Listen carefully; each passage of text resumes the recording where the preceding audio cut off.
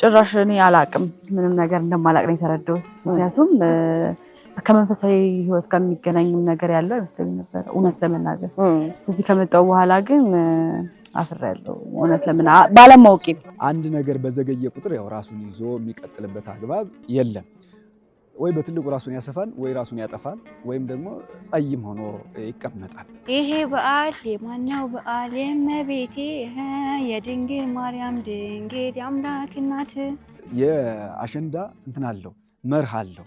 ያ መርሁ ምንድነው? የመጀመሪያው መያዝ፣ ወገብን በእንደዚህ ያለ እንትን ማሰር፣ ወንዝ አካባቢ ሄዶ ይዞ መምጣት፣ ያው ዘመነ ብሉይን ለማስታወስ ማለት ነው። ቅጠሉን ማምጣት፣ ከዚያ ተያይዞ እንደሌላው ጊዜ ያለ ጭፈራ አይደለም። ሞር ዲቴል ስላለው ነገር ምናምን ሲነግሩኝ በጣም የተገረምኩት እና መተው ቢያዩት ይሄን ብቻ አይደለም የተለያዩ ገዳማትን መንፈሳዊ ቦታዎችን በደንብ ቢያዩ ደስ ይለኛል።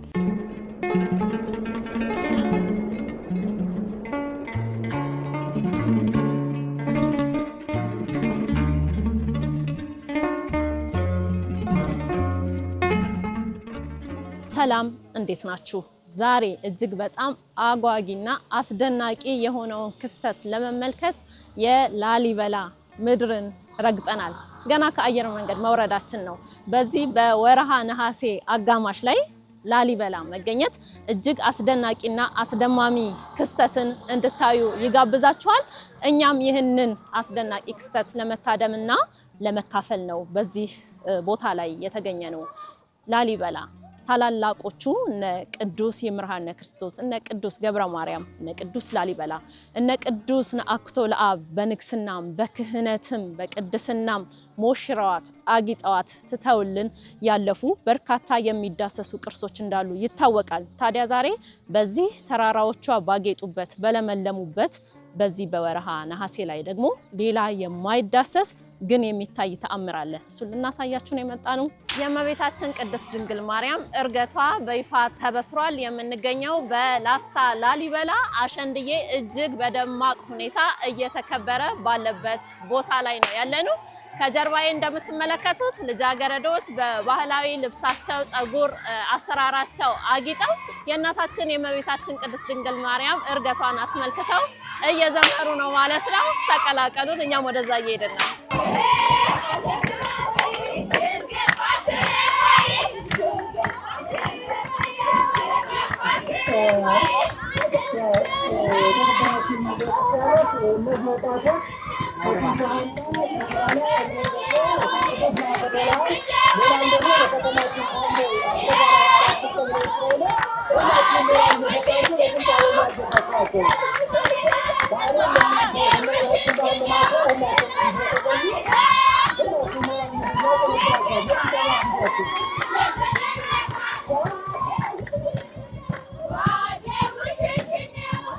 ከቶቻችን የምንገኘው ነሐሴ አጋማሽ ላይ እጅግ ልዩ ክስተት በሚታይበት በላስታ ላሊበላ ላይ ነው።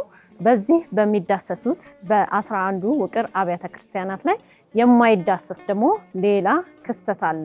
አሸንድዬ ለመሆኑ ሃይማኖታዊና ታሪካዊ ትርጉሙ ምን ይመስላል የሚለውን ሊያስረዱን የደብረ ሮሃ የቅዱስ ላሊበላ የአራቱ ጉባኤያት መምህር የሆኑት ሊቀ ሊቃውንት ሳሙኤል አስናቀ አብረውን ናቸው። እንኳን አደረሶት። በቅድሚያ እንኳን አብሮ አደረሰን። እንግዲህ አሸንድዬ ተብሎ እናያለን። ልጃገረዶች ሲያከብሩ ባህላዊ ይዘቱ በደንብ ይታወቃልና እንደው በታሪክ ደረጃ ይሄ ክስተት እዚህ ጋር ነው የጀመረው ብለን ምን ገልጸው የታሪክ ሁኔታ አለ? መቼ ነው የጀመረው? በጣም ጥሩ። አሸንድዬ ወይም አሸንዳ አንድ አካባቢ ደግሞ ሶለል እየተባለ የሚታወቅ በዓል ነው። ማለት እንደ ቁም ነገሩ ትስስሩ ከእመቤታችን ከድንግል ማርያም ጋር የተያያዘ ነው። ግን ስለ እመቤታችን ስለ ድንግል ማርያም የምናደርጋቸው የትኞቹም ነገሮች ሁሉ ከኛ ጋር የተያያዙ ናቸው። ስለኛ ደስታ ወይም ስለኛ ድህነት የኛን በጎ ነገር ሁሉ የሚያበስሩ ናቸው። የትኞቹም ነገሮች ከእመቤታችን ከድንግል ማርያም ጋር የተያያዙ ሲሆኑ ማለት ነው። በዓሉ በጉልህ መከበር የጀመረው ከእመቤታችን ከድንግል ማርያም ትንሣኤ በኋላ ነው። ከሷ መነሳት በኋላ ከሷ እርገት በኋላ ነው። ይልቁኑ ግን እመቤታችን ድንግል ማርያም በአባቶቻችን ሐሳብ ውስጥ ያልኖረችበት ጊዜ የለም። እመቤታችን ድንግል ማርያም ስለ ድህነት ሲታሰብ እሷ ከመወለዱ አስቀድሞ በነበረው ዘመን ሁሉ እመቤታችን ድንግል ማርያም ትታሰብ ነበር። ስትታሰብ ምሳሌዎቿ የሆኑ ነገሮች ሁሉ በእሷን ለማስታወስ አብረው ይገለጡ ነበር ማለት ነው። በግሱስነት በመገለጥ ይታዩ ነበር። እሷ በሐሳብ እነሱ ደግሞ በመዳሰስ ይታዩ ነበር እና አሁን አሸንድዬ ስንል ቀጥታ ትርጓሜው ሊያዝ የሚችለው ወይም እህቶቻችን በተለይ አሁን ዛሬ አዲስ ኪዳን ከሆነ በኋላና እናታችን ማርያም ካረገች በኋላ አድርገውት የሚታየው የአሸንዳ ዛፍ ነው። አሸንድዬ የለመለመ ቅጠል ማለት ነው። ለምለም ማለት ነው። የለመለመ ቅጠል በወገባቸው አስረው ይታያሉ ማለት ነው። ይሄ በምሳሌነት ከዚህ አስቀድሞ ብዙ ጊዜ ተገልጧል። እንደ ዘመነ ኖህም ብናይ ርግቧ የለመለመውን ቅጠል ይዛ እናያታለን። ከዚህ አስቀድሞም በነበረው ጊዜ ከለመለመ ዛፍና ከለመለመ ቅጠል ጋር እመቤታችን ድንግል ማርያም የምትመሰልበት እድሉ ሰፊ ነው የነበረው። ጉልህ በሆነ መንገድ በዘመነ ብሉይ ሙሴ ያየው ነው። ሙሴ ያየው ምንድን ነው? በዚህ በኦሪት ዘጸአት ላይ እንደምናገኘው ምዕራፍ 3 ማለት ነው። ሙሴ የዮቶርን በጎች አሰማርቶ ነበር። ኮሬብ በሚባል ተራራ ነው አሰማርቶ የነበረው። ነገር ግን ደብረ ሲና በሚባለው ተራራ ላይ ልዩ ክስተት ያያል ማለት ነው። የለመለመውን ቅጠል እሳት ነዶበታል። እሳቱም አልጠፋም፣ ቅጠሉም አልተቃጠለም። መነሻው አማናዊ ምሳሌው ይሄ ነው። ለዚያም ነው አሁን ዛሬ የሙሴ ጳጦስ ወይም ሙሴ ያያት የለመለመች እንጨት እጽ የምንለውን ዛሬ እህቶቻችን ያን ይዙና ምን ይላሉ? አሸንድዬ አሸንዳ ሙሴ፣ በተለይ በቅዱስ ላሊበላ አካባቢ ማለት ነው። አሸንድዬ አሸንዳ ሙሴ ፍስስ በይ በቀሚሴ ይላሉ። ስለ እመቤታችን እንትን ሲያስረዱ ሲናገሩ ነው ማለት ነው።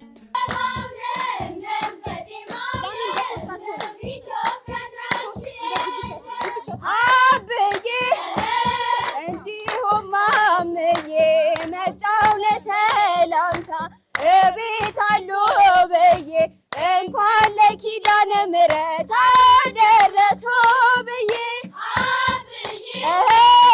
እንዲሁም አምዬ መጣው ለሰላምታ እቤት አሉ ብዬ እንኳን ለኪዳነ ምሕረት አደረሱ ብዬ አብዬ እንዲሁም አምዬ መጣው ለሰላምታ እቤት አሉ ብዬ እንኳን ላሸንድዬ በዓል አደረሱ ብዬ እንዲሁም አምዬ መጣው ለሰላምታ እቤት አሉ ብዬ እንኳን ላሸንድዬ በዓል አደረሱ ብዬ ይሸታል የዕጣን ጢስ ይሸታል የዕጣን ጢስ ከቤተ መቅደስ ይሸታል የዕጣን ጢስ ይሸታል የዕጣን ጢስ ከቤተ መቅደስ ይሸታል የዕጣን ጢስ ይሸታል የዕጣን ጢስ ከቤተ መቅደስ ይሸታል የዕጣን ጢስ ይሸታል የዕጣን ጢስ ከቤተ መቅደስ ይሸታል የዕጣን ጢስ ይሸታል የዕጣን ጢስ ከቤተ መቅደስ ይሸታል የዕጣን ጢስ ይሸታል የዕጣን ጢስ ከቤተ መቅደስ ከብረው የቆዩ ከብረውን ዓመት አውደ ዓመት ደርሰው ቅን ታዛዥ ልጅን ወልደው ንስሐ ገብተው ቆርበው የፍቅርን ሸማ ለብሰው ከብረው ይቆዩ ከብረው ይቆዩ ከብረው ይቆዩ ከብረው ዓመት አውደ ዓመት ደርሰው ቅን ታዛዥ ልጅን ወልደው ንስሐ ገብተው ቆርበው የፍቅር ሸማ ለብሰው ከብረው ይቆዩ ከብረው ይቆዩ ከብረው። በዓሉ ከእመቤታችን ጋር በደንብ የተገናኘ የተሳሰረ የተያያዘ ነው። መጀመሪያም በምሳሌዋ ዛሬም ደግሞ ካረገች በኋላ ስታርግ ቅዱሳን መላእክት በይባቤ በቅዳሴ ክንፋቸውን ገጥመው እያጨበጨቡ እያዘፈኑ እያመሰገኑ በእልልታ ክንፋቸውን እያርከበከቡ ስለሆነ ያሳረጓት ያን ምሳሌ በማድረግ ዛሬ እህቶቻችን ያን ምሳሌ ያሳዩናል። ይልቁኑ ግን ምንድን ነው ስንል ነፃነትና መሻገር ነው በአሸንዳ በዓል የሚታየው ማለት ነው። ወይም እኩልነት ነው። ለምን አንደኛ አሁን ሁሉም ደስ የሚሰኝ ቢሆንም እንኳ በትልቁ ግን እህቶቻችን ደስ ብሏቸው እናያለን። እኩልነት የታወጀበት በመሆኑ ነው። አንደኛ አሁን ከዚህ አስቀድሞ በኦሪቱ እንደምናነበው ወይም ኦሪት ዘፍጥረት እንደሚነግረን አንድ ነገር ተከናውኗል። ያ ምንድነው? መጀመሪያ ንግበር ሰብአ በአርአያነ ወምሳሌነ ሰው ተፈጠረ፣ አዳም ማለት ነው። ከአዳም በኋላ ሴት የተገኘችው ከአዳም ጎን ነው ማለት ነው። አንደኛ ሴቲቱ ከወንዱ ሴቱና መገኘቷ፣ ወንዱ ሴት ነው ያስገኘው አንድ። ሁለተኛ ደግሞ የተገኘችው መገኘዋ አንድ አዳም ነው። ይሄ አንዱ በሴቶች ላይ የነበረ ዕዳ ነው ይላል ሊቁ ቅዱስ ዮሐንስ አፈወርቅ። እመቤታችን ድንግል ማርያምን ፈዳይተ ዕዳሃ ለሔዋን፣ የሔዋን የብድሯ ከፋይ ወይም ደግሞ ሊቁ ቅዱስ ኤፍሬም እንደነገረ መድኃኒታ ለሔዋን፣ የሔዋን መድኃኒቷ እያለ ይናገራል ማለት ነው። እና አንድ ዕዳ ነበረ። በሌላ መንገድ ደግሞ የሰው ልጅ ከገነት የወጣበት መንገድ ፍላጎቱና ለባህሪው የተስማማ ነገር ቢሆንም እንኳ ምክንያት የሆነችው እናታችን ሔዋን ነበረች። ሁለት ዕዳ ነበር ማለት ነው። እና ይህ ያለፈው በእመቤታችን በድንግል ማርያም መወለድ፣ መውለድ፣ ጌታን መውለድ በድንግልና ኑሮ ማለት ነው። ያን ጊዜ የነበረው ጆሮ ከመስማትም ድንግል አልነበረም፣ ዓይኑም ከማየት ድንግል አልነበረም፣ እጁም ያልተገባውን ከመንካት ድንግል አልነበረም ማለት ነው። እመቤታችን ድንግል ማርያም ግን ሁሉንም ድንግልና ጠብቃ አምላክን በመውለድ አንድ ዕዳ ማለት ነው የሚመለሰው ማለት ነው። አዳም ብቻውን ሴትን ያስገኛል፣ ሴቲቱ ድንግል ማርያም ደግሞ ብቻዋን ኢየሱስ ክርስቶስን ታስገኛለች ማለት ነው። ለዚያ ነው ፈዳይተ ዕዳሃ ለሔዋን የሚለው ማለት ነው። ከርስት ከጉልት የወጣንበት የእናቶቻችን አንደበት ወይም ሐሳብ ነበረ። በእመቤታችን በድንግል ማርያም ሐሳብ ደግሞ ወዴት እንመለሳለን? ወደ መንግስተ ሰማያት ተመለስን ማለት ነው። መንግስተ ሰማያት ኢየሱስ ክርስቶስን አስገኝታለን፣ ወልዳለን። ከዚህ አንጻር የእኩልነት ሴቶችም ወንዶችም እኩል የሆኑበት ቀን በመሆኑ ይልቁኑ ደግሞ የዚያን ጊዜ የተበሰረው የእናቶቻችን ነፃነት በድንግል ማርያም በኩል ስለሆነ እህቶቻችን ጉልህ በሆነ መንገድ የእመቤታችን ምሳሌ የሆነውን የብሉይውን ምሳሌዋን በወገባቸው አስራው በዓሉን ደግሞ እንዲሁ እየሰገዱ እያረገዱ እያመሰገኑ የሚገልጡት ይሆናል ማለት ነው። እኩል የሆንበት ለዚያ ነው ሊቁ ቅዱስ ኤፍሬም ምክወለ ደናግል እመቤታችንን ሲያመሰግናት የደናግል መመኪያቸው ነሽ ይላል። ከዚያ በፊት ወንዶቹ መመካት እንጂ ሴቶቹ የሚመኩበት እድል ጠባብ ነው የነበረው። ርስት ጉልት የመካፈላቸው እድልም ጠባብ ነው የነበረው። ርስት ጉልት አስወስዳችኋል ይባሉ ስለነበር ማለት ነው። ስለዚህ ሴቶች እህቶቻችን ሰብሰብ ብለው እመቤታችን ድንግል ማርያምን ያው የነፃነታችን ቀን ነሽ፣ የባህሪያችን መመኪያ ለምንለው ማለት ነው እያሉ የሚያመሰግኑበት ነው ማለት ነው። እኩል የሆንበት ሳምራኩት እንኩትኩት በይለት ስብርብር በይለት ለዛ ልጅ ሞት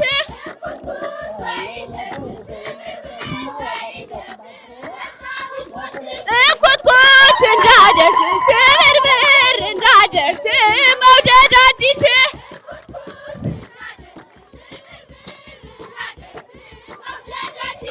እንኩትኩት እንዳገዳ ስብርብር እንዳገዳ መውደድ እንግዳ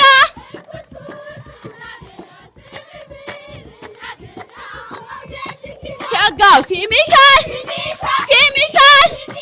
አንድ ብር እንኳን ወርቆ ያመሻል በቅሎ ከጋጦት ሙቶ ያመሻል ነጋዴም ቢያገቡት ከንግዱ ያመሻል ክሃንም ቢያገቡት ከተስካር ያመሻል ከሁሉም ሸማኔ ባሊሻ አርቡን ጠቀላላ ሲያወራ ያመሻል ሲሚሻል። አሸንዳን ስናስብ እኩልነት እናስባለን፣ ነፃነትን እናስባለን። በሌላ መንገድ መሻገር እናስባለን። ለምን አሁን አሸንዳ በመቼ ነው የምናከብረው? አሁን የነሐሴ መገባደጃ ወይም የድንግል ማርያም 16 መነሻዋ ነው። ክረምቱን ያለፍንብሽ ነን ማለታችን ነው። የዘመነ ብሉይን ስናየው ወደኋላ የልቅሶ ዘመን ነው።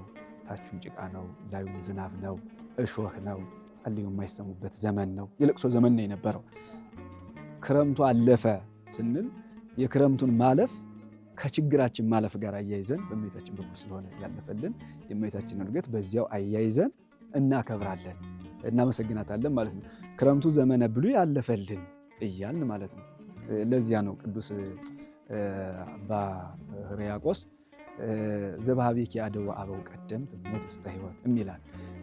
የቀደሙ አባቶች ከሞት ወደ ሕይወት የተሸጋገሩብሽ ድልድይ ነሽ የሚላት ማለት ነው። ስለዚህ አሸንዳውን ስናስበው እኛ ድልድይነቱን ጭምር እያሰብን በሱ እመቤታችንን ድልድያችን ነሽ፣ ከሞት ወደ ሕይወት ተሸጋገርንብሽ፣ ከዚያ ከመከራው ዘመን ወደ ደስታው ዘመን ተሸጋገርንብሽ እያል እመቤታችን ድንግል ማርያምን እናመሰግናታለን ማለት ነው። የሰንበት ተማሪ ነሽ? እንግዲህ ጠዋት በነበረው ስነ ስርዓት ላይ ባህላዊውንም ሃይማኖታዊውንም ነገር ተመልክተን ነበረ። አሁን እናንተ የኢትዮጵያ ኦርቶዶክስ ተዋሕዶ ቤተክርስቲያን ባህሏን ትውፊቷን ጠብቃችሁ የምታቀርቡ ሰንበት ተማሪዎች ናችሁ ማለት ነው። ምን ይመስል ነበር የዝግጅት ሰሞናችሁ? ደስ ይል ነበረ። ሁሌ ከቅዳሴ በኋላ እንለማመድ ነበር አሸንዳን 16ቱንም ቀን 16ቱንም ቀን ከአንድ ጀምሮ እስከ 15 ከዛ በ15 አሸንዳ ምናምን እንቀበላለን። ከዛ በ16 ይከበራል ማለት ነው። የምታስታውሻቸው መንፈሳዊ ግጥሞች አሉ የሚባሉት ውስጥ? እሺ ይሄ በዓል የማነው በዓል? የእመቤቴ የድንግል ማርያም ድንግል የአምላክ እናት አሸንድዬ አሸንዳ ሙሴ ፈሰስ በይ በስተቀሚሴ። ምን ይመስላል በአጠቃላይ አካባቢ ይሄ በመንፈሳዊው ዙሪያ በሰንበት ትምህርት ቤታችሁ አሁን ከባህል ጋር እንዳይጋጭ ሃይማኖታዊው ነገር ጠብቆ ደግሞ እንዲቆይ ምን ያህል ትጥራላችሁ? አሁን አለባበስሽ አንቺ በጣም ጥሩ ነው፣ ጸጉራችሁ ተሸፍኖ ነው። በሱ ረገድ እኮ በጣም ደስ ይላል። በቃ እንደዚህ ስርዓቱን ግዴታ መጠበቅ አለብን፣ አለባበሳችንን ምናምን። ለዛ ዛሬ 16 ነው። እስከ መቼ ነው ማለት ነው የሚቆየው ይሄ ስነ ስርዓት? በዓሉ በ21 ነው የሚያልቀው። ያልቃል። እሺ፣ እናመሰግናለን። መልካም በዓል ይሁን። አሜን። ይችላልናል። ሙሉ ለሙሉ የአሸንድዬ በዓል ይሄ የዘመነ ሐዲስ በዓል በአብዛኛው የእመቤታችን በዓል ነው ማለት ይቻላል። ልደተ ኢየሱስ ክርስቶስ ቢሆንም እንኳን ስቅለተ ኢየሱስ ክርስቶስ ቢሆንም እንኳን ድንግል ማርያም ነች። እንደዚህ እኔና አንቺ የመገናኘታችንም መሰረት የእመቤታችን የድንግል ማርያም መወለድና መውለዷ መነሳቷ ማረጓ ነው ምንጩ ማለት ነው። ሙሉ ሐዲስ ኪዳን እመቤታችን ድንግል ማርያም ነች ማለት ይቻላል። በሐዲስ ኪዳን የምናከናውናቸው እያንዳንዱ ስርዓቶች መጽሐፏ እሷ ስለሆነች ማለት ነው። አብዛኛው በዓል እንደዚያ ቢሆን እንኳን በጉልህ ግን እርገቷን ስናከብር እህቶቻችን መላእክትን ወክለው በዚያውም ደግሞ ነፃነታቸውን እያወጁ ክንፈ መላእክትን ወክለው ደግሞ አሸንዳቸውን አድርገው ብሉይን ከሐዲስ አንድ ያደረገች እመቤታችን ድንግል ማርያምን ማመስገናቸውንና ለሷ ምስጋና መንበረከካቸውን ሊያስረዱን ብሉይን የሚያመላክተውን ጸጳጦሱን በወገባቸው አስረው ሐዲሱን የሚያመለክተውን ደግሞ መስገድና ማጎብደድ ጎንበስ ማለት ይዘው አሸንድዬን እያከበሩ ይገኛል ማለት ነው። ይህ ነው። ጤና ይስጥልኝ ጽጌ፣ እንዴት ነሽ? እንደምን አለሽ? እግዚአብሔር ይመስገን። እንኳን ደህና መጣሽ ወደ ላስታ ላሊበላ። እንኳን ደህና ቆያችሁ። የአሸንድዬን በዓል ምክንያት በማድረግ ነው የመጣሽው? አዎ፣ በዛውም ይሄን አጋጣሚ ለመጠቀም ለማየት ስተቴን ለማድረግ። አዎ፣ ከዚህ በፊት ላሊበላን በተመለከተ የሰራሽው አንድ አነጋጋሪ ቪዲዮ ነበረ። እንዴት ነው አሁን? ጭራሽ እኔ አላቅም፣ ምንም ነገር እንደማላቅ ነው የተረዳሁት። ምክንያቱም ከመንፈሳዊ ሕይወት ጋር የሚገናኝም ነገር ያለው አይመስለኝም ነበር እውነት ለመናገር። እዚህ ከመጣሁ በኋላ ግን አፍሬያለሁ እውነት ባለማወቄም፣ ይሄ ቪዲዮን ስለሰራው ምናምን ሳይሆን ባለማወቄም ይሄን የመሰለ ትልቅ ቤተክርስቲያንን ባለማወቄ በጣም ነው ፊል ያደረኩት። ከዚህ በፊት መተሽ አታውቂም ነበር? አላቅም፣ ሰምቼ ማላቅ ስልሽ ላሊበላ ሲባል አውቃለሁ እንጂ መንፈሳዊ ምናምን እንደሆነ አላቅም፣ መንፈሳዊ እንደነበር አላቅም። ስለዚህ አሁን አንቺ ካስተላለፍሽው መልእክት ጋር እዚህ መተሽ ስታዩ ልዩነት ፈጠረብሽ? አይገናኝም፣ ምንም አይገናኝም። ላሊበላ ማለት ማን እንደሆነ አውቃለሁኝ፣ ሰው እንደነበረ አላቅም ነበር። በእውነት ምንም ነገር አላቅም።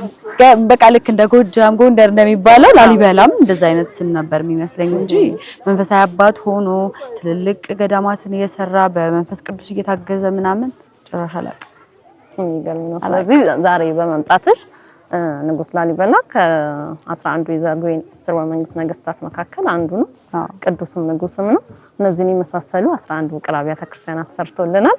ስለዚህ እንዳንቺ ያሉ በኪነ ጥበብ ነው 10 በተለምዶ ደግሞ 11 እንላቸው ነው የሚባለው፣ ግን 10 ናቸው ዋናዎቹ እሱ የሰራቸው። 10 ስለሰማው ነው። እሺ፣ ስለዚህ እንዳንቺ አሁን ብዙ ተከታይ ያላቸው በኪነ ጥበብም በማህበራዊ ሚዲያም የሚሳተፉ ልጆች የሀገራቸውን ታሪክ፣ ባህል፣ ሃይማኖት እንዲረዱ ምን ትመክሪያለሽ ከአንቺ ልምድ ተነስተሽ?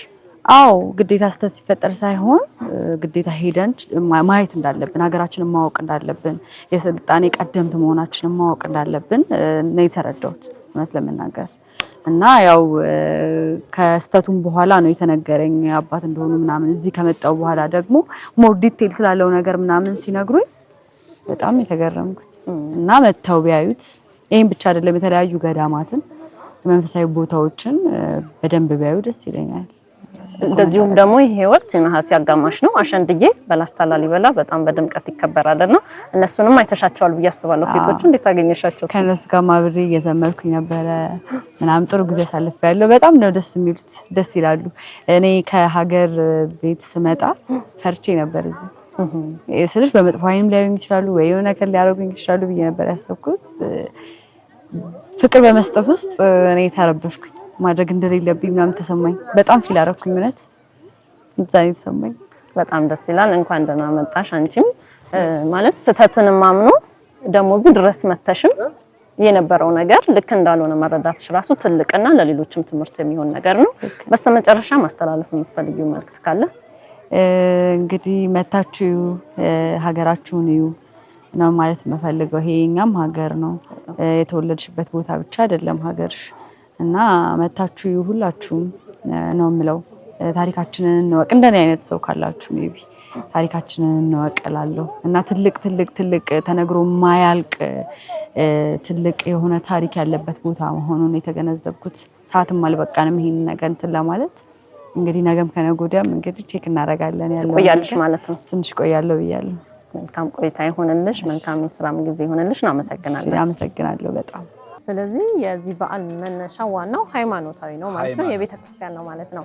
አንዳንዴ ባህሉ ሲጫነው ሃይማኖታዊው ሲሳሳ እናያለን አንዳንድ ቦታ ላይ ሲከበር ማለት ነው። እና ይሄ ባህላዊ ነቱ ጥሩ ሆኖ ይሄ ሃይማኖታዊ ይዘቱንም ሳይለቅ ለትውልድ እንዲሻገር ምን መደረግ አለበት ይላሉ? በጣም ጥሩ። ሁሌም ቢሆን አንድ ነገር በዘገየ ቁጥር ያው ራሱን ይዞ የሚቀጥልበት አግባብ የለም። ወይ በትልቁ ራሱን ያሰፋል፣ ወይ ራሱን ያጠፋል፣ ወይም ደግሞ ጸይም ሆኖ ይቀመጣል። ለምሳሌ የአሸንድዬ በዓል ሃይማኖታዊ በዓል ለመሆኑ ምንም ጥርጥርና ጥያቄ ውስጥ የሚገባ አይደለም ነው፣ ሃይማኖታዊ ነው። ነገር ግን ለምሳሌ አንድ ዓመት ሙሉ በዓለም የኖሩ እህቶቻችን ናቸው አሸንድዬ መጥተው ሊያከብሩት የሚችሉት። አንድ ዓመት ሙሉ የቆዩበት ግጥም አለ፣ የቆዩበት አኗኗር አለ። እሱን ጠቅላላ ይዘውት መጥተው ምናልባት ግጥሙን ሊገጥሙበት ይችላሉ። እንቅስቃሴውም ወደዚያ ሊቀየር ይችላል። እንደዚህ ነገር ማለት ከዚህ አንፃር ሀገሪቱ ላይ የሚከበሩ ቤተክርስቲያኑን የሚወክሉ በዓላትን ቤተክርስቲያኑ በበላይነት ልትመራቸው ይገባል ብዬ አምናለሁ። የሚገጠሙ ግጥሞች ጭምር በትክክል ያን በዓል ገላጭ መሆን አለባቸው። ካልሆነ ለበዓሉ እንጠራለን፣ በበዓሉ ደግሞ ሃይማኖቱን ልናጣው እንችላለን። ያን ጊዜ እንደው መጨብጨቡ፣ እንደው መዝፈኑ፣ እንደው መደነሱ ምን ማለቱ ከስጋዊነት አንፃር ሆኖት የሚታይ ነው። እንደዚህ አይደለም። የአሸንዳ እንትን አለው፣ መርህ አለው። ያ መርሁ ምንድነው? የመጀመሪያው መያያዝ፣ ወገብን በእንደዚህ ያለ እንትን ማሰር፣ ወንዝ አካባቢ ሄዶ ይዞ መምጣት፣ ያው ዘመነ ብሉይን ለማስታወስ ማለት ነው፣ ቅጠሉን ማምጣት። ከዚያ ተያይዞ እንደሌላው ጊዜ ያለ ጭፈራ አይደለም። ያን ጊዜ ያለው እንቅስቃሴ በጣም ልክ ያለው ነው ማለት ነው። እጅ ለእጅ ተያይዘው ቤተክርስቲያን አካባቢ ሄደው ይጀምሩታል ማለት ነው። ይጀምራሉ፣ ይሰግዳሉ፣ ጫማቸውን አውልቀው ነው። ከዚያ የሚገጠሙ ግጥሞች ደግሞ ከእመቤታችን ጋር የተያያዙ ናቸው። ስብርብር በይላት ለአምላክ እናት እኮ ነው ግጥሙ ያን ጊዜ የነበረው ማለት ነው። ምን ማለት ነው? ስብርብር ማለት በሰውነት እንቅስቃሴ ማለት ነው። የጉልበቱ መንበርከክ፣ እንደዚሁም ደግሞ የእጁ የወገቡን እንቅስቃሴን ስብርብር በይላት፣ አጥንትሽ ይሰበር አይደለም እና እያንዳንዱ አካል እንቅስቃሴ ያድርግ፣ እንደ ክንፈ መላእክት ያለ እንቅስቃሴ ያድርግ ነው። እና እንደውም በጊዜው የሚፈጥረው እንትን መሬት ላይ ያለን መምሰሉን እስከሚዘነጋን ድረስ። ሁለተኛ ለምሳሌ እንደ ቅዱስ ላሊበላ ስናይ እንደው የአባቶቻችን ካህናት ቤዛ ኩሉ ሲሉ የሚሰማንን ስሜት በእህቶቻችን በኩል እንዲሰማን የሚያደርግ እንቅስቃሴ ነው ያለው ማለት ነው። ያ እንዳይበረዝ ሊጠብቁ የሚገባው የቤተክርስቲያን ምሁራን ናቸው፣ ወይም ቤተክርስቲያኒቱ በበላይነት ልትጠብቀው ይገባል። ለምሳሌ እንደ ማሳያ የደብረ ሮሃ ቅዱስ ላሊበላ ሰንበት ትምህርት ቤት አለ። ሰንበት ትምህርት ቤቱ ከዚህ በፊት ይገጥማቸው የነበሩ ሃይማኖታውያን ያልሆኑ ግጥሞችን ትቶ አንድ መንፈሳዊ መዝሙር አድርጎ እንዲያቀርበው የተደረገበት አግባብ አለ። እንደዚህ ያለ ስራ መስራት በጣም ያስፈልጋል። በበላይነት ግን እንደ አንድ ደብርና እንደ አንድ አካባቢ ብቻ ሳይሆን ሙሉ ለሙሉ የቤተክርስቲያኒቱ በዓል ስለሆነ ምናልባት ጉልህ በሆነ መንገድ የኢትዮጵያ ቤተክርስቲያን ባለችበት ሁሉ ላይታሰብ ይችላል። እርገቷ ይታሰባል፣ አሸንዳው ላይታሰብ ይችላል። ጉልህ በሆነ መንገድ በተለይ ቅዱስ ላሊበላ ላይ እንደ ሀገራችን እጅግ በጣም ይከበራል፣ ስለ እውነት ማለት ነው። ከሱ ጋር ትስስር ስላለው ነው በጉልህ ሁኔታ የሚከበረው። ከእመቤታችን ከድንግል ማርያም ጋር ያለው ትስስር የእመቤታችንን እያንዳንዱ በዓላት በጉልህ እንዲያከብራቸው ፍቅሩ አስገድዶታል ማለት ነው። በእያንዳንዱ ነገር ላይ እሱ ያገኛቸው ሁሉ የእመቤታችን ስም ያልተጻፈበት መንበር እንኳ የለም። እንደ አንድ ሊቅ እንደ አንድ ደራሲም ሆኖ ስለሷ የደረሰው ድርሰታው መንበሩ ላይ ተጽፏል፣ ስለ እመቤታችን ስለ ድንግል ማርያም ጭምር። ከዚህ አንጻር እያንዳንዱ ነገር ጉልህ ስለሚያደርገው እዚህ ጋር በጉልሁ ይከበራል፣ ይታሰባል። ይሄን እናውቃለን። እዚህም እንዲህ ቢታሰብ እንኳ ቤተክርስቲያኒቱ ግን በእያንዳንዱ ሁኔታ ላይ የሷ የሆነውን እሷ የሚወክለውን በዓላት ሁሉ ሌላ እንዳይወስዳቸውና በስሟም ደግሞ ሌላ መልእክት ተላልፎ እንዳይነገድ በበላይነት ልትጠብቅ ይገባል ብዬ አምናለሁ። መጠበቅ ያለበት እንደዚህ ነው። ልጆችም ሲመጡ ለምሳሌ ከአዲስ አበባ እዚህ በዓልን ሊያከብሩ የሚመጡ አሉ። በአብዛኛው ሰው ታሳቢ የሚያደርገው የሰዎቹን መሰብሰቡንና መዝናናቱን ይመስላል። ያ አይደለም መልእክቱ። ትንሣኤያችን ድንግል ተነሳች ማለታችን ነው። እርገታችን ድንግል አረገች ማለታችን ነው። ከምድር እስከ ሰማይ የተተከልሽ መሰላል ሆይ ከዚህ በኋላ በአንቺ ላይ ከፍ ከፍ እንላለን ማለታችን ነው። ተያይዘን አንድ ሁነን የምናመሰግነው መልእክቱ እንዲህ ስለሆነ የዚህ መልእክት ባለቤት ቅድስት ቤተክርስቲያን አንዱ ሃይማኖቷን የምታስተላልፍበትና ልጆቿን የምትመክርበት ሃይማኖታዊ በዓሏ ስለሆነ ልጠብቀው ይገባል ብዬ አምናለሁ። ሽንታ እናመሰግናለን። መልካም በዓል ይሁን። እሺ፣ አመሰግናለሁ። እግዚአብሔር ይስጥ።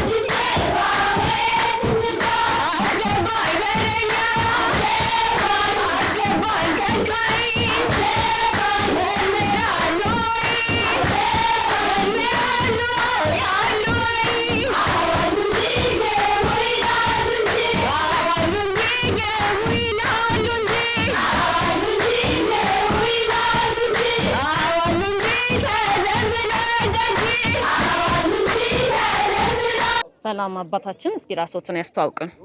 ስሜ ቀሲስ ፈንታ ታደሰ ዘላሊበላ ይባላል። ተወልጄ ያደኩት በዚህ ቦታ ነው።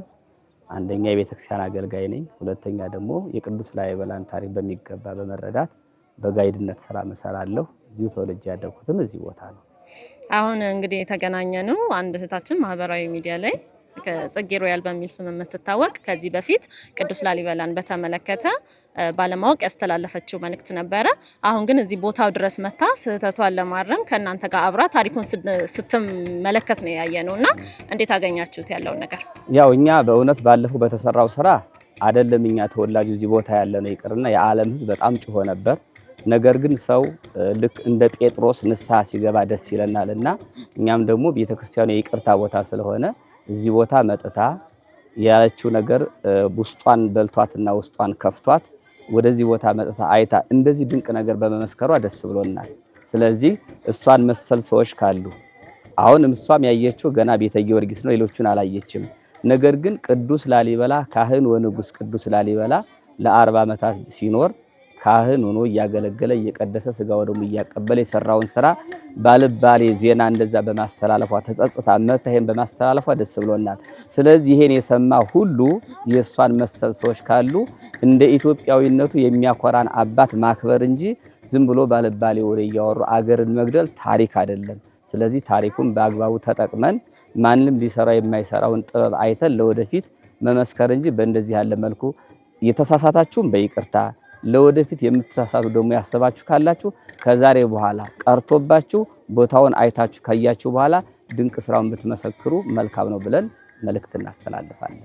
እሺ አባታችን፣ በተረፈ ደግሞ ይሄ በዓሉን ቅዱስ ላሊበላ አሁን የምንገኘው በነሐሴ አጋማሽ ላይ ነው። የአሸንድዬ ክብረ በዓል እንደሚታወቀው በዚህ በላስታ ላሊበላ በጣም በትልቁ ነው የሚከበረውና እሱንም ማስተላለፍ በተመለከተ የተወሰነ መልእክት። ያው እንግዲህ አሸንድዬ የቅዱስ ላሊበላ ትልቅ ወንድም ንጉስ ገብረ ማርያም ይባላል። ንጉስ ገብረ ማርያም ማለት ኢትዮጵያ ራሷን በጵጵስና እንድትችል ጳጳሳት ራሳቸው በኢትዮጵያ እንዲፈሩ ኢትዮጵያ ላይ ጳጳሳት ራሳቸውን ችለው ሲመት እንዲኖር ለማድረግ መጀመሪያ ጀምሮ ጳጳስ ወደ ኢትዮጵያ እንዲመጣ ያደረገ ታላቅ ጻድቅ ነው ቅዱስ ገብረ ማርያም። ይሄም ከማድረጉ ባሻገር ደግሞ እሱ በንግስና ዘመኑ ነሐሴ 16ን የእመቤታችን በዓል በደንብ ያከብር ነበር እና እንደ አካባቢ አባቶቻችን እንደሚሉን የአሸንድዬ ክብረ በዓል የመጀመሪያ እንዲጀመርና የእመቤታችን ክብር እንዲገለጽ ያደረገ ታላቅ ጻድቅ መሆኑን አባቶቻችን ይነግሩናል። ስለዚህ አሸንድዬ በዓል የኦርቶዶክስ ልዩ ስፍራ የሚሰጠው በአካባቢያችን የሚከበር ድንቅ ጥበብ ነው ወይም ድንቅ የዝማሬ ስራ ነው ማለት ነው። ስለዚህ አሸንድዬ ማለት እከሌየ የማቆላመጥ በቃ የእመቤታችን ክብር እናታችን ቅድስት ድንግል ማርያምን ክብሯን ለመግለጽ አሸንድዬ ብለን ያው አሸን ማለት ብዙ የበዛ ወይም ከመሬት የሚፈልቅ የሚታይ በአይን ታይቶ የማይቆጠር ማለት ነው። ስለዚህ እመቤታችን ደግሞ በመንበሩ ስር መላእክት እየወጡ ወይም እመቤታችን እያሸበሸቡ ሲያመሰግኗት እንደነበረ አሸን ማለት የበዛ ብዙ ወይም መላእክትን። ስለዚህ አሸንድዬ ማለት ደግሞ የቁልምጫ ስም ነው። ስለዚህ እኛ አካባቢ በዚህ መልኩ የእመቤታችን ርገቷን በማሰብ እህቶቻችን ድንግል የሆኑ ወይም ክብሯን የሚፈልጉ ጸጋዋን የሚገልጹ እህቶቻችን ተሰብስበው በዚህ መልኩ ያከብሩታል እና በየዓመቱ በዚህ በቤተ ክርስቲያን መሆኑ ዘፈን አለመሆኑን ክብር እንደ ዝማሬ መላእክት የዝማሬ መላእክት መሆኑን ለመግለጽ እህቶቻችን በዚህ እንዲየመጡ ያመሰግናሉ። የቅዱስ ላሊበላ ወይም የደብረ ርባ ሰንበት ትምህርት ቤት በየዓመቱ በደመቀ ይሄን ቦታ ደግሞ ልክ እንደዚህ በክብር ይገልጹታል ማለት ነው። ስለዚህ የኛ አካባቢ ልጆች በዚህ መልኩ የእመቤታችን ክብር በዚህ መልኩ ይገልጹታል። አንቺ ሳውራ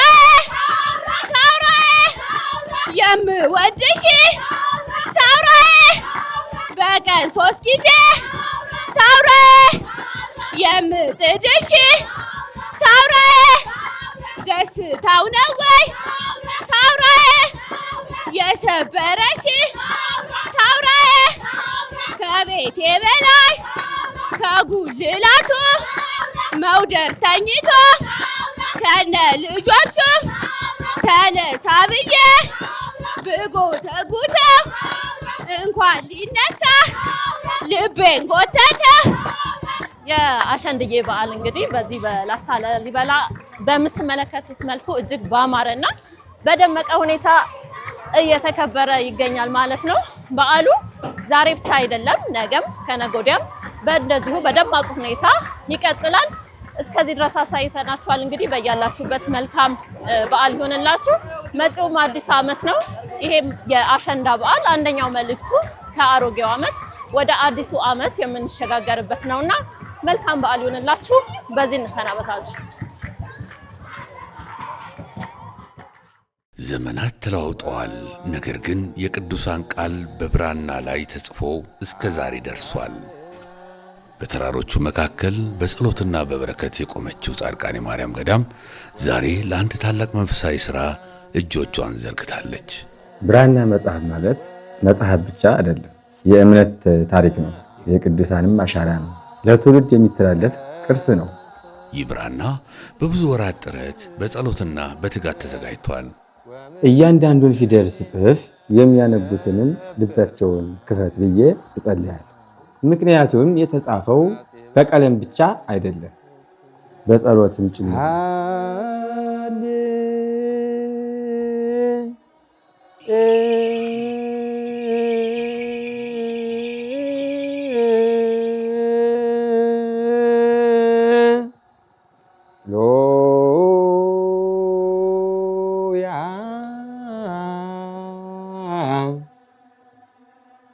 አሁን ይህ ቅዱስ ብራና ለጻድቃኔ ማርያም ገዳም ሊበረከት ነው። ይህንን በረከት ብቻችንን አንወስደውም፣ አንሸከመውም። እርሶም በዚህ ቅዱስ ሥራ ተካፋይ የሆኑ ዘንድ በፍቅር እንጠራዎታለን። ሰው በምድር ብዙ ነገር ይተዋል፣ ነገር ግን በቅዱስ ቦታ የተደረገ በጎ ሥራ ከሰው ጋር ይኖራል። የክርስትና ስሞ በዚህ ብራና መጽሐፍ የመጨረሻ ገጽ ላይ ይጻፋል። ታዲያ መጽሐፉ በተገለጠ ቁጥር እርስዎንና ቤተሰቦን አባቶች በጸሎት ያስቧቸዋል። ይህ የመጽሐፍ ስጦታ ብቻ አይደለም። ይህ የበረከት ተሳትፎ ነው። ይህ የጸሎት ትውስታ ነው። እንግዲህ እስካሁን ድረስ በርካታ ብራና መጽሐፍትን በትላልቅ ገዳማት ጭምር ከዚህ ከናንተ በሚመጣ ጥያቄ ለማዳረስ ሞክረናል። ታምረ ማርያምን ብቻ በእንጦጦ ማርያም፣ በበርሜል ጊዮርጊስ፣ ኤርትራ ደብረ ሲና ማርያም ገዳም፣ ኢየሩሳሌም ቤተልሔም፣ ሌሎችም ቦታዎች እንዲሁም በቅርቡ ስውሯ ማርያም አድርሰናል ከናንተ በመጣ ጥያቄ መሰረት። ዛሬ ደግሞ ብፁዕ አባታችን የሰሜን ሸዋ ሀገረ ስብከት ሊቀ ጳጳስ ለጻድቃኒም አሰሩ፣ ለጻድቃኒም እንፈልጋለን ባሉት መሰረት እናንተም አልፋችሁ ስለጠየቃችሁን ይኸው ከጾሟ ከፍልሰታዋ ጋር ቀኑ ገጥሟል። በአስቸኳይ የምትልኩትን ተቀብለን መጽሐፉ ሄዶ ጸሎት እንዲደረግላችሁ የብፁዕ አባታችንን መልእክት የእናንተን መልእክት ይኸው ወደ እናንተ መልሰን አድርሰናል። በረከት ተሳተፉ። ስሞ በብራና ላይ ጸሎቶ በጻድቃኔ ማርያም ገዳም ውስጥ በረከቶ ለትውልድ እንዲተላለፍ ታሪክን ይስሩ። ከብራና መጽሐፍት ሁሉ ታምረ ማርያም እጅግ ጥልቅ መንፈሳዊ ትርጉምና ታላቅ ዋጋ ያለው ቅዱስ መጽሐፍ ነው። የዚህ ብራና መጽሐፍት ዋጋ ከ550,000 ብር በላይ ነው። ስለዚህ ይህ ታላቅ በረከት ለጥቂቶች ብቻ ሳይሆን ለሁላችሁም እንዲሆን የመሳተፊያው መነሻ ዋጋ 10,000 ብር አድርገነዋል። የመጽሐፉ ሙሉ ወጪ እስኪሸፈን ድረስ ልግሳችሁን በደስታ እንቀበላለን። ይህ የገንዘብ መዋጮ ብቻ ሳይሆን በቅዱስ ብራና ላይ ለትውልድ የሚኖር የእምነትና የበረከት አሻራችሁ ነው።